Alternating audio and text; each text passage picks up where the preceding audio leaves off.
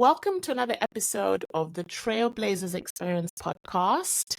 If you don't know by now, this is the podcast where we have candid conversations with women across various industries and sectors, sharing their career journeys. My next guest is Carla Penn-Kahn, founder and CEO of ProfitPeak. She's had an illustrious career, having worked and held various managing director positions across Sydney, Australia, and Kuala Lumpur, Malaysia over the years.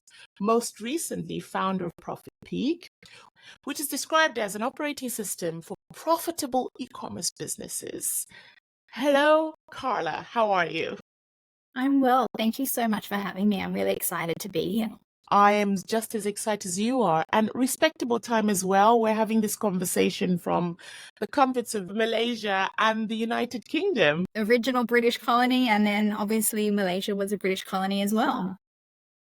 Let's just talk about your journey, because you've had an incredible one. I mean, scaling two businesses from 3 million to an impressive 30 million. I mean, these are stories that appear in Forbes, and it's great to be able to talk to someone who's actually done that. But I think let's go all the way back and just really understand your remarkable career journey and what's actually led to this point. Sure. So I grew up in a very entrepreneurial family. So I've watched my grandparents and my parents be entrepreneurs. So I always knew from a very young age I had similar aspirations. And so after university, I decided I needed some structure and some discipline and some foundational skills. So I continued working. My internship became a full-time role in investment banking with Credit Suisse, which is hard to believe it no longer exists because it was back then the place to work as an investment banker in Sydney. And during my experience there, I got to work with incredible ultra high net worth individuals and saw them, really seeing the fruits of their labor in terms of the businesses that they had built, and got really inspired about how I wanted to go about building my business from them, not just from my family perspective. Yeah, that's really interesting, actually. So, I mean, we all have ideas, isn't it? But what sparked then to say, actually, I've got a business idea now that I can take from that early startup stage to be able to scale with my investment banking background? Yeah, so it all started in Australia. We have a major department store called Myer. Last deals I worked on was the float of Myer on the Australian Stock Exchange. So we were working with the Myer family office to roadshow the deal. And I was part of a team that was working on the project. And at that time, it was about the establishment of an online presence for Myer. So we're looking back at a time when Myer, Australia's largest department store chain, wasn't even operating online. And we were looking at case studies on Macy's, Saks Fifth Avenue, and how they were trading online, and how that was an opportunity once publicly listed for Myer to get into, which incredibly today it is their number one store, is their online presence. But back then it was non-existent. So I really dabbled in that whole e-commerce world back then and said, hey, is starting to become more familiar and starting to become more popular in the US? There's no doubt that this is going to come to Australia. So that's when I started looking and researching into the e-commerce market and started my first e-commerce business shortly after, possibly even 2 months after. Like, there was very little time. I made the decision and I jumped ship. I mean, that's really cool. And it's interesting to tell the story about e-commerce because it's just had a massive growth trajectory, isn't it? 15, 20 years ago. I mean, now you can literally start your online shop just on your phone with a few clicks here and you're ready to go. Talk me through some pivotal moments in this remarkable journey from the businesses that you've scaled. What have been the challenges that you've had? Yeah, so my first e-commerce business was actually a failure, which is one of the wonderful things about being an entrepreneur. You have failures and you have successes, and you have to learn to weather both. And it's being an entrepreneur as well. It's really interesting how it's a certain day or a certain hour can feel like a failure, and then literally an hour later you're like, wow, that was an incredible win. It's such a up and down world that we're in when we're doing business on our own. And things change in an instant. Like, one email can make or break my day, literally. But so my first e-commerce business was a digital farmers market. And it was at a time when the freight systems in Australia were really, really underdeveloped. So was really a flawed business model because it was very challenging to get perishables, even non-perishables, but breakables around Australia. Many people know Australia is a densely populated country around the coast, but the middle of Australia is a desert, and products got to cross that desert to get to customers. So it failed, but it led me to acquire a gifting business after that, and then 2 kitchenware businesses and a couple of others along the way, which I started to really enjoy building. Anything around food, cooking obviously gets me excited with the nature of the businesses that I did. So I really stayed true to my roots of what I loved in the product that I sold. It feels like there's a lot of vision that is required with all of these things. So not only the tenacity to say, I'm going to start a business, it's failed, I'm going to get up and start again and do something different. How have you maintained your vision and drive, during this time? Because we see a lot of entrepreneurs who just are, they might be going through some struggles. They may not be understanding that they have to pivot or change direction. How have you managed that over the years, especially with the successful businesses that you've scaled up? I think it comes down to resilience. I think anyone who wants to start a business, you really need to dig deep, and you really need to become very mission driven. And you also have to run your teams in a really mission driven way, because you do have those ups and downs within the day, within the week, within the month. And it's almost like this fight to never give up. Like you just want to run through walls.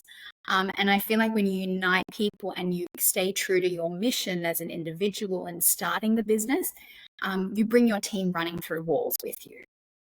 That's interesting. And I guess it comes down to also the decade of experience that you've had as a CEO, as a leader.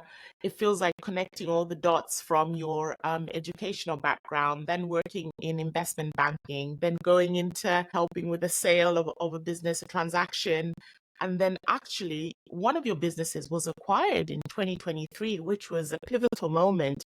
How did you approach this transition and the decision to say, actually, I think my business is ready to be sold? Talk to me about this. Yeah, so for me, it was more the opportunity of the new business. So we had developed an internal software, which is what's now called ProfitPeak. And we had started running the internal software and just having some casual conversations with other business leaders in the same space as us, being e-commerce or D2C, and said to them, hey, we've built this internal tool. Is this something that you would be interested in? And the response from every person we spoke to was yes, how soon and how much. And when I realized that, I thought, look, I'm in the business today being as an e-commerce operator where I don't own the brands that I sell. I'm a reseller of other people's brands. The market's only getting more competitive. Amazon's getting stronger in their distribution and brand portfolio in Australia. My suppliers, who I've had relationships with for 14 years, are now going direct to consumer as well, be it through Amazon or through their own websites. And it just felt like a culmination of events where it was the right time. And so I literally picked up the phone to Kitchen Warehouse, who was my competitor for 14 years, and said, I'm ready. And they said, we did call you last year and ask you if you wanted to sell, and you said you weren't interested in talking. I said, well, look, a lot changes in 12 months.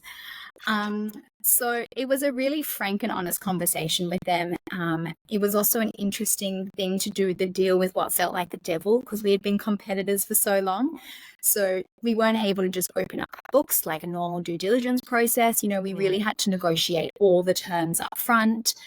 We also had to really make sure that any information we gave them up front was 100% accurate, because there were then exit clauses on the other side if we weren't totally honest with, financial position and, the books of the business. So it was a really smooth transition for us in the exit, because ultimately they were a bigger business than us, and they were waiting to acquire us. I mean, very inspirational, and just speaks to your knowledge about, deal terms and making sure that the commercials are okay, the due diligence is done, so that you come out the other side knowing that you've done a good job for yourself and for all stakeholders involved. And now you are co-founder of ProfitPeak and revolutionizing, I think, e-commerce using AI. What inspired you, which you've talked about a bit, to start this venture and now accelerate it as well? Yeah, so the funny thing about ProfitPeak is when I have conversations with other e-commerce founders, or even if you just look at the news, on any stock exchange of any publicly traded e-commerce business or omni-channel retailer with an e-commerce arm, they all talk about their profitability struggles. And they're not alone. I had those struggles as well.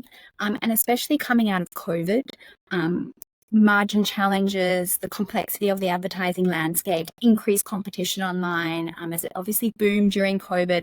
But then coming out of COVID, customers returning to physical stores and top line revenue not being as easy to achieve, and then having to readjust your fixed expenses in your business because the revenue is not where it needs to be. All these challenges were things that I knew and I had. And I managed to solve them using an internal software that we built with our incredible development team over here with Programmer.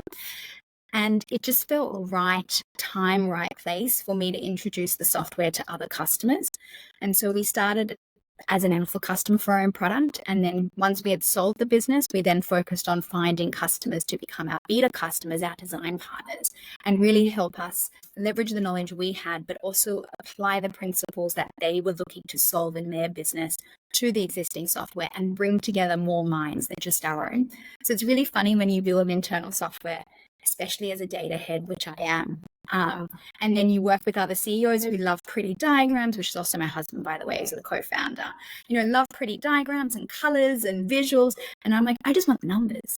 So we're going through a transition phase at the moment where we're really getting our software speaking to multiple different types of users, not just a number head like myself. It's really interesting. I was at an e-commerce summit yesterday and talking to one of the tech providers there, and he said what's happened now is there's a big shift from technology companies that are coming up that are now just basing their USP on fundamentals for business in terms of how can we support business deliver the outcomes that they need. So having the visuals, the insights to support profitability challenges, margin challenges, inventory.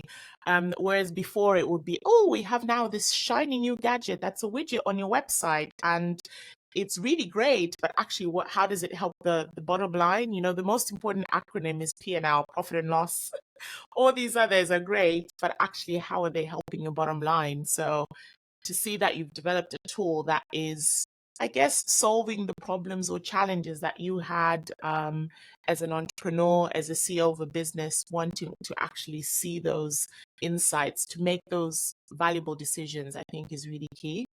Yeah, absolutely. And it even goes a step further. It's providing a lot of founders that we're working with the confidence to actually make decisions and know what the next best action is. So for a lot of the Power BI and data analytics tooling out there, it gives you the metrics, but ultimately the metrics aren't changeable unless you understand what's happening and the underlying problem behind each of those metrics. And then what is that next best action? So we found ourselves in a very unique place where we're not just giving, e-commerce operators and their teams the data that they actually need. We're actually giving them access to the so what steps do we need to actually take, and then the confidence to take those steps.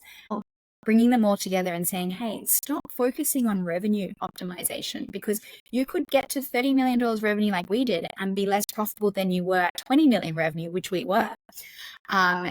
Just because you've lifted your revenue doesn't mean your expenses aren't going to scale in line with that revenue uplift or even get out of control. Definitely. I mean, we've seen how, and I guess I was going to say, a lot of businesses are a victim of the overvaluations that we've seen from PEs and VCs, and it's now getting down to basics, isn't it? Scale slowly but be profitable is probably better than scaling fast and not being profitable at all. So to see that there is a tool that is going to help entrepreneurs and at different levels of their business is really amazing. Now, you talked about ProfitPeak that you've co-founded with your partner.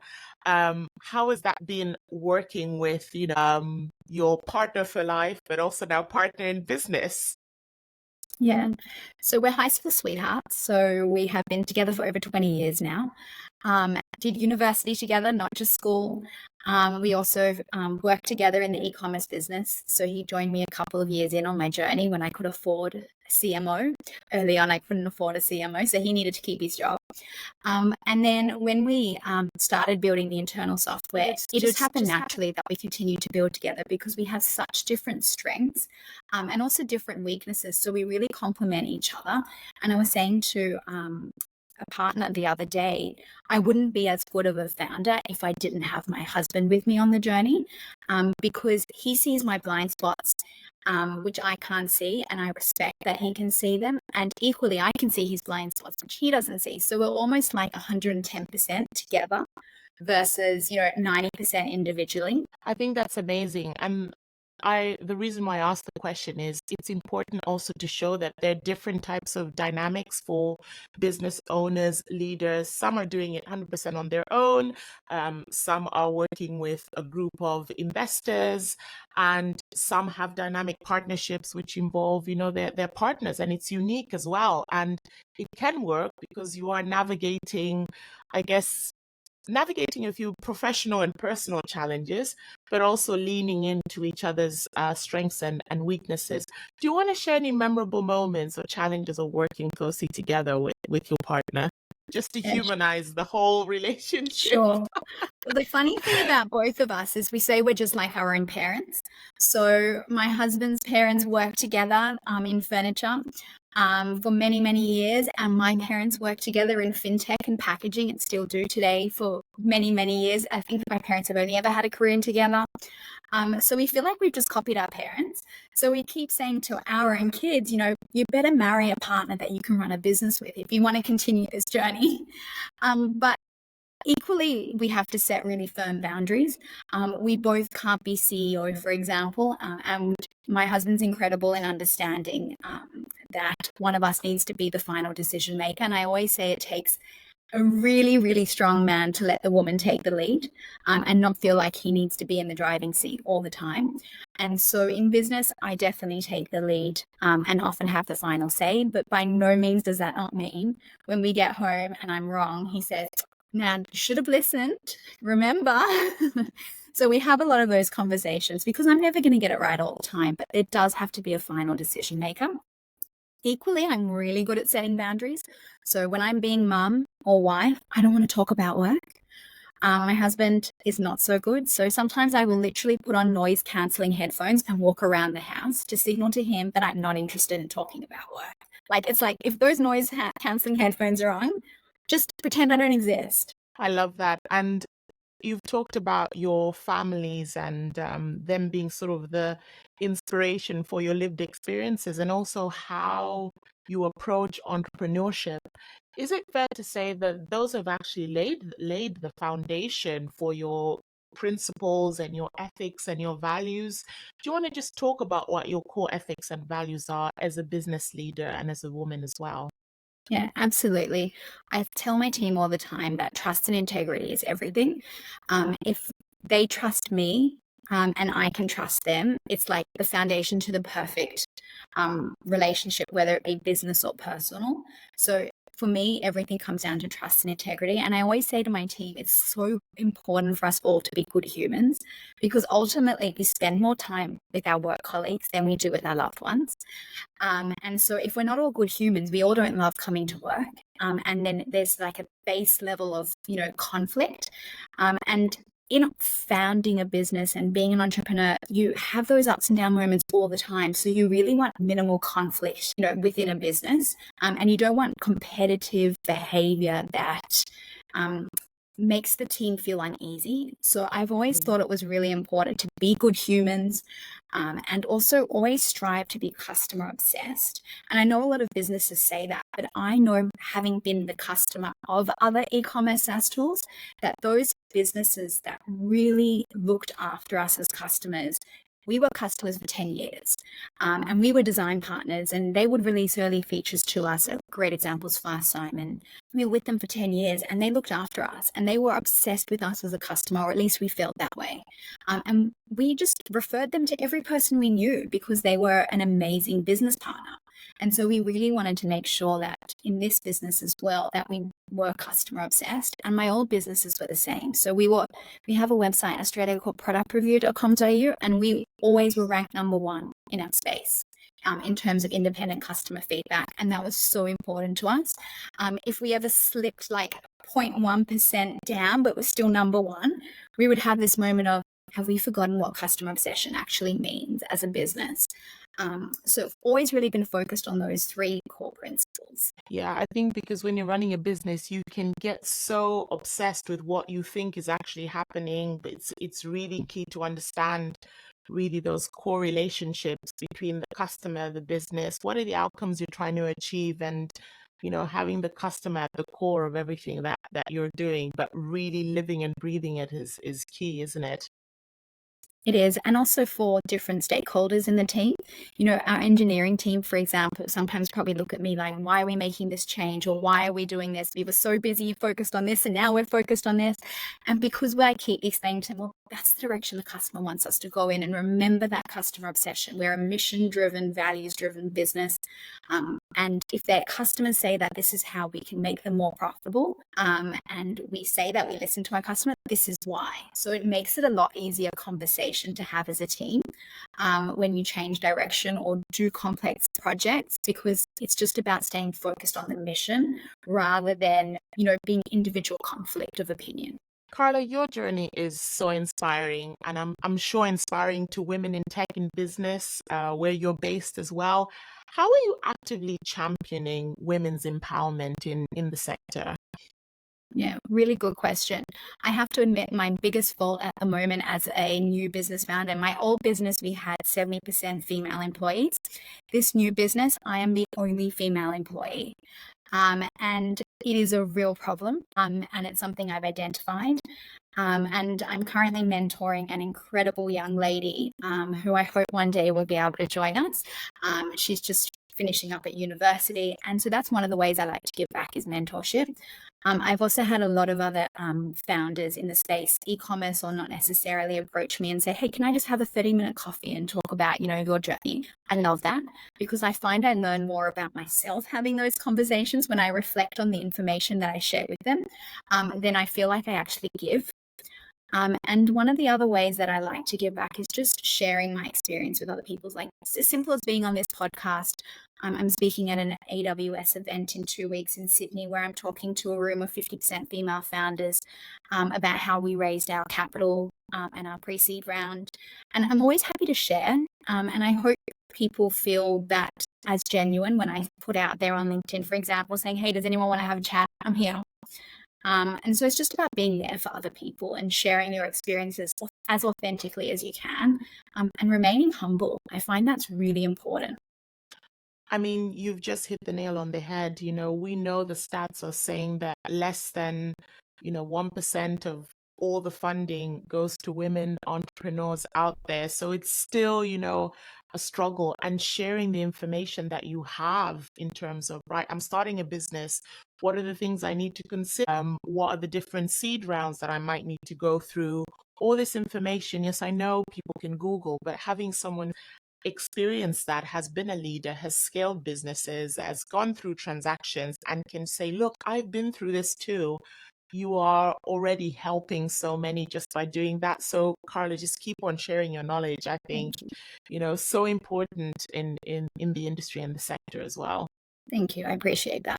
I just wish more people would do the same. There's some really great people out there who do share, and then there's others who, hide behind the curtain. And sometimes I think it's their confidence that they're not willing to share. It's not necessarily that they don't want to share. So I just pledge for all women to just say, hey, let me help one other woman by sharing my journey. And if we all did that, we'd create such an amazing, group sisterhood in the community. I think one podcast, one networking event at a time, we'll get there, I think is really key. Now let's talk about networking. We all know it plays a crucial role. Sometimes cringe, sometimes it means getting out of your comfort zone, speaking to people is really important, especially if you're building your professional network in the e-commerce and the AI space. I mean, AI is the buzzword, but it's seen as the next industrial revolution. Talk to me how you are networking and networking success stories that have led to meaningful connections for you personally in your career. Yeah, for sure. So when I was in my e-commerce businesses not even a year ago, I didn't do a lot of networking because I always found that when I was at a networking event, I had a target on my back like, hey, come sell to me. So I shied away a lot from networking. And to be honest, it was to my own detriment. I shouldn't have placed myself in a bubble. Now post the transaction and, being in a startup, I obviously have to get out of my comfort zone and network. And one of the first things I did was join a program in Australia called the Giants Program, which is run by Blackbird, which is a major venture capital fund in Australia. And what they did was host all these different networking events. They also allowed you to access a pool of mentors. And ultimately, through that process, I would just have conversations for 30 minutes with different mentors in the network. And the conversation typically ended with, are you looking to raise capital? And it was one of those funny moments where when you don't ask someone for money, they offer you money. And so that really spurred on the idea for me of going, hey, why did you do a different journey this time? Last time you did it all on your own, you bootstrapped. What about this time considering de-risking a little bit, but accelerating the process by raising early capital? And hey, if these people are actually offering it, maybe take it seriously. So putting myself out there really changed the journey. The other thing that I did that was a big shift for me was I was inspired by an investor in Australia called Jessie Wu, who kindly offered to help me build a bit of a LinkedIn strategy. And I then said, you know what have I got to lose? Just put myself out there, share my e-commerce knowledge for free. And if people listen and like it, great. If they don't, well, maybe they're too shy to like it, but hopefully I'm providing some value. And the result was us actually building a pipeline of 75 inbound demands from brands to use our product. So what set out as an organic journey to actually just maybe have some conversations and coffees with people and share my e-commerce knowledge was actually inbound demand to use our software. So it was huge for me to put myself out there. And then something else that I always share with other founders, female or male, just in general, is I don't remember anyone I said no to when I was running a business and that was trying to sell to me. But I do remember the people who have said no to me. So when they do say no, I try to remember that it's okay. That no can turn into yes in the future, because there were people who tried to sold to me back 5 or 6 years ago. And then 2 years later, I would pick up the phone and say, hey, you know that product that you were trying to sell me? I think I need it now. So I think when you try to remember that it's okay that people say no and they won't remember they said no to you, and you keep a good relationship when the no's do happen, you start asking more. You get that confidence to just say, hey, will you mentor me? Hey, I'd love to get a coffee and chat about your experience. And you tend to find that you get more yeses than you do no's. But if you don't ask, you don't get. I mean, you've just really summarized the approach. It's like a 5-step process to networking, going out, just talking about your skill set and things that you're passionate about is the first step. And, not saying no to anything, saying yes to more things, and not taking the no's that you get personally, isn't it? Because it's about the journey, isn't it? Different phase, not right time, right moment, different chapter. And I always say you connect the dots later, isn't it? Yes. In terms of what those interactions led to as well. Absolutely. And I think it's also really important to not fear the no's, especially if you want to get out there as an entrepreneur, because you hit walls all the time. You get no's all the time. Even like my own team will sometimes say to me no, and I'm like, no, we're going to push through that wall. Like, we're going to make that no a yes. We just don't know how we're going to do it yet. So I think it's really important. In the same way that I embraced failures early on in my entrepreneurial journey, I still embrace the no's now and just kind of find that way around. If I've hit a wall, what's the way around the wall? And so I think if there's anything I can have other people take away, it's like, if it's a no, just find the other angle. That's amazing. Now, running a startup, as you've described, can be intense. How are you prioritizing self-care? Are there any practices that are keeping you grounded, or is it just one massive whirlwind on a day-to-day basis? I think keeping fit and healthy. I mean, I'm an Aussie. And for us, that healthy lifestyle of, getting a good dose of vitamin D every day, getting fresh air, trying to exercise as often as I can, those are really, really important to me. And I also find having a very healthy diet means that, touch wood, get sick a lot less often, even with little kids. And just simple things like that in terms of lifestyle really set you up for success, and that enduring nature of being a founder and running a startup and always having to keep others around you motivated, even if you don't feel the motivation at that exact moment. But also my kids keep me really grounded. I make a conscious effort that at least 4 days during the week, I am home by 5:45 p.m. and I'm cooking them dinner, and I spend 45 minutes in the kitchen with them, and I make sure that I can put them to bed and read them stories.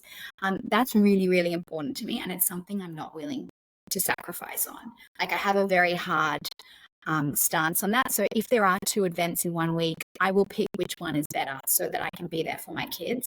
And that grounds me.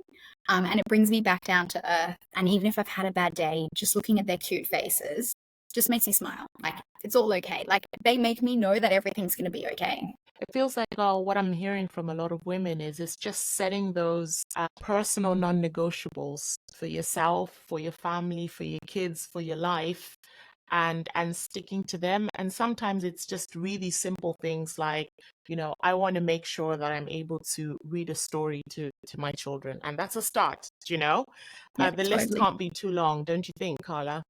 Yeah, absolutely. And, cooking's a happy place for me. All my businesses before ProfitPeak were around food. So getting that downtime at the end of the day in the kitchen, making a nice healthy meal, and especially if my kids actually eat it, I'm even happier. Sometimes I see it go in the bin and then I'm like, all right, yogurt time. But I try again, focus on the positives and not focus on the failure. And tomorrow night's another dinner and maybe they'll love it. That's amazing. I mean, food, comfort. Any Happy place. particular cuisines that your go-to? What are your go-to cooking meals? Well, if it was up to my husband, it would be Greek, Italian, and Middle Eastern food. So those are his favorites.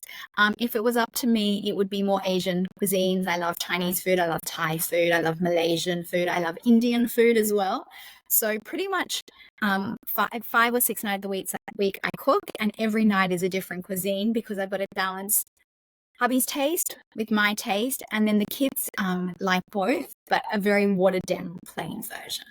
Not so much spice. Amazing. An eclectic mix there, isn't it?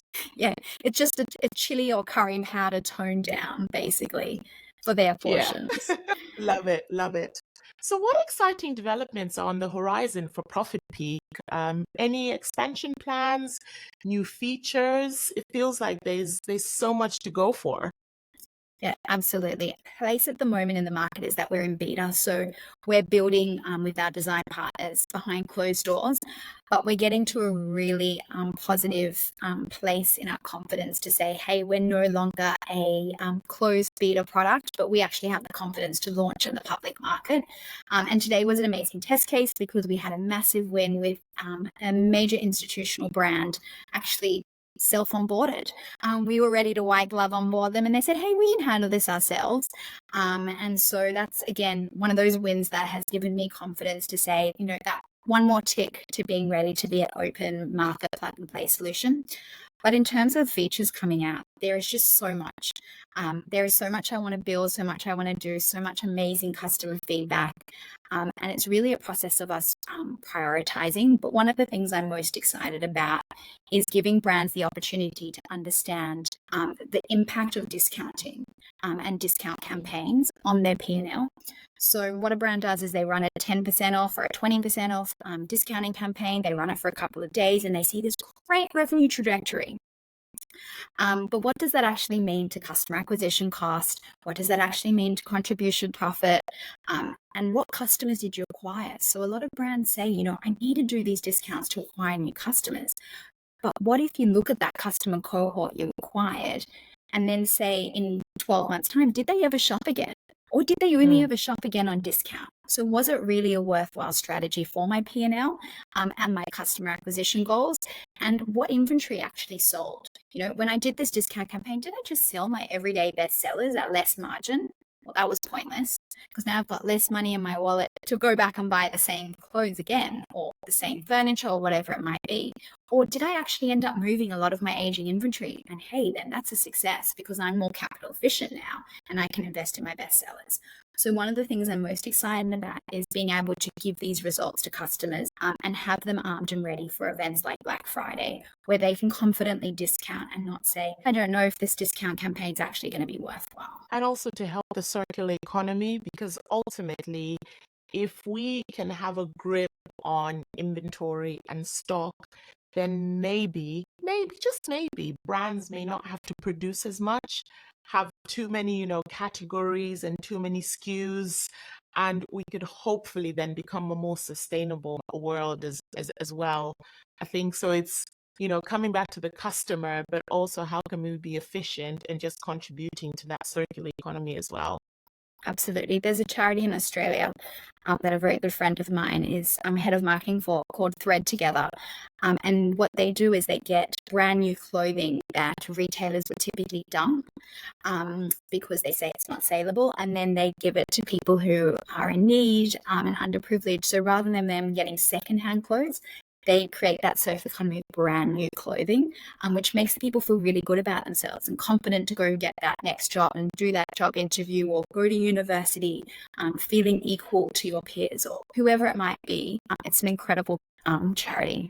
Oh, that's brilliant. And also for confidence, we still live in a world where a lot of people are struggling with confidence. And how do you build that? Sometimes for some, it's simple. A simple thing is getting their hair done. For some of them, it's having that outfit to go to the job interview and then bringing their best foot forward. It's the little things that make the most difference, isn't it? Absolutely.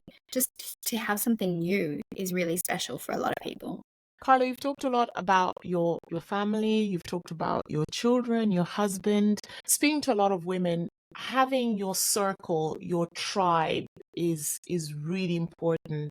Who is your tribe, Carla? Who keeps you going? Who calls you out on your bullshit when it's needed?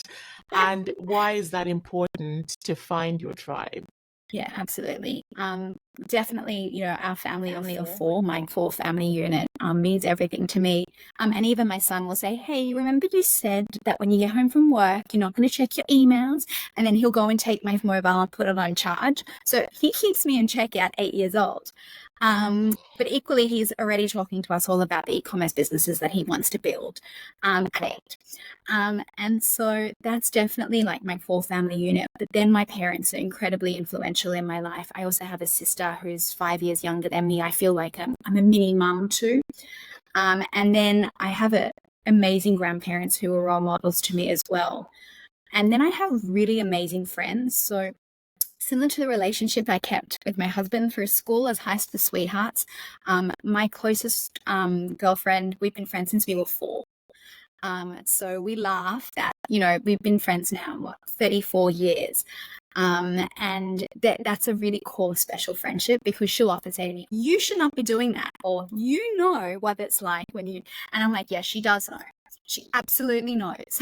And it's just special because it's one of those friendships where you don't have to ever explain anything.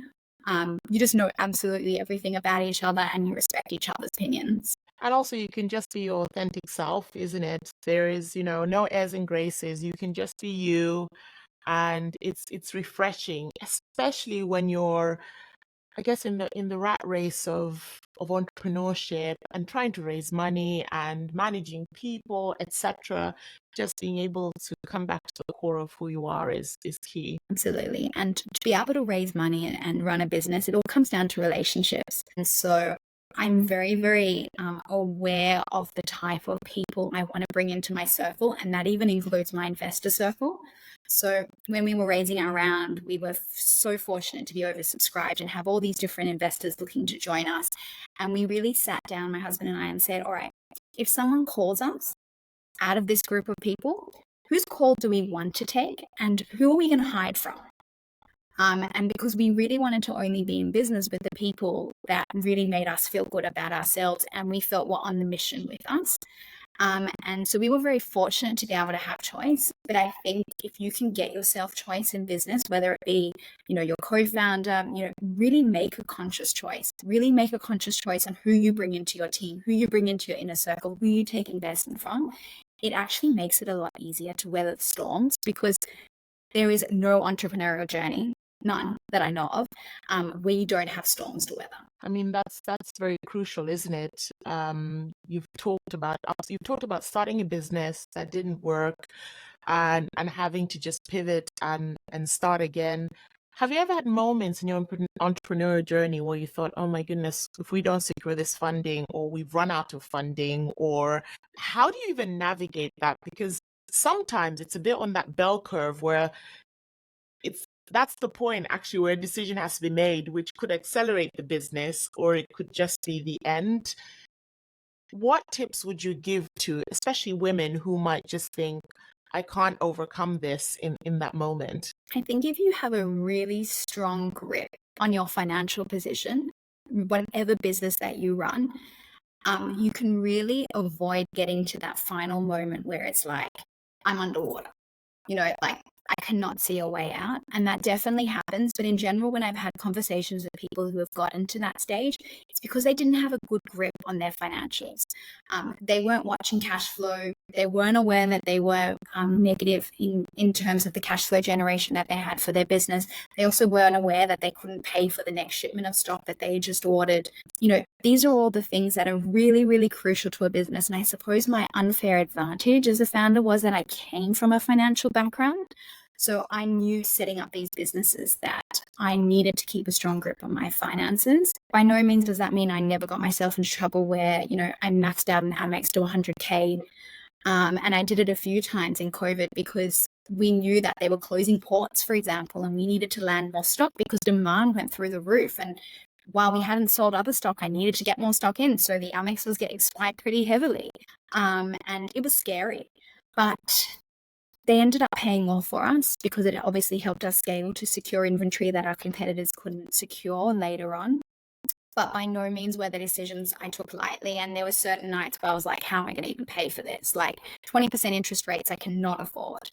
But they definitely teach you to, have a bit more grit and resilience and back yourself. Like, I think as women, we sell ourselves short a lot. And we second guess ourselves by nature. And sometimes you just have to say, I'm backing myself. Like, I can do this. I love that. And thank you for being so vulnerable and just sharing. There have been instances where you've just had to make decisions.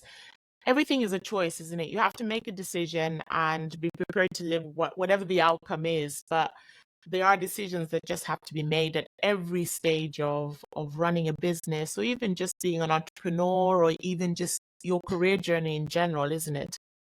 Yeah, absolutely. And I mean, I was earning a great salary when I was working in investment banking, a crazy salary too for my age.